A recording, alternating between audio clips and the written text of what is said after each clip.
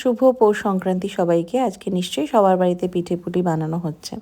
আমার ঠাকুমাকে দেখেছি কত সুন্দর করে পাটিসাপটা বানাতো থালা ভর্তি করে। প্রত্যেকটা পাটিসাপটা আকার একরকম, দেখতে একদম ধবধবে সাদা, খেতে অসাধারণ ছিল। কিন্তু তারপরে জেনারেশন থেকে এই পিঠে পুলি বানানোর চলটা অনেকটা কমে গেছে। কারণ প্রথম কথা হচ্ছে বাড়িতে লোক সংখ্যা কমে গেছে এবং দ্বিতীয়ত সবাই একটু মিষ্টি অ্যাভয়েড করে। তো যার ফলে প্রচুর আয়োজন করে মিষ্টি জিনিস বানানোর পরে যখন বাড়িতে খাওয়ার লোক কমে যায় তখন সেইটা বানানোর একটা যে আগ্রহ সেটাও অনেকটা কমে যায়। কিন্তু ঠিক আছে, এক দিন তো বানানো যেতেই পারে শখ করে।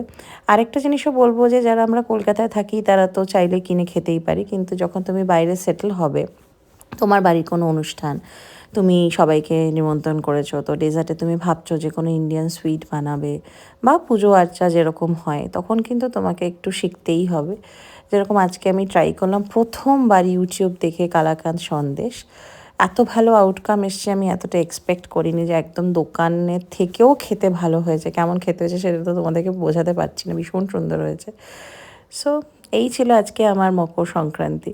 আজকে বানানো প্রথম কালাকাঁদ মিষ্টি, মানে এটা আমার প্রথম ট্রাই এবং এত ভালো আউটকাম এসছে। I am so so so happy and I will definitely share the recipe to you. মানে আমি এক্সপেক্ট করিনি এত ভালো টেক্সচার আসবে। অ্যান্ড দারুণ খেলো, দারুণ খেলো। যারা নিজেরা কিছু বানাতে চাইছো, মানে আমার মতো কিছুই পারো না আর কি মিষ্টি আইটেম বানাতে, তারাও কিন্তু খুব ইজিলি এটা বাড়িতে ট্রাই করতে পারো। এটা খুব খুব খুব ভালো হয়েছে, ট্রাস্ট মি, খুব ভালো হয়েছে।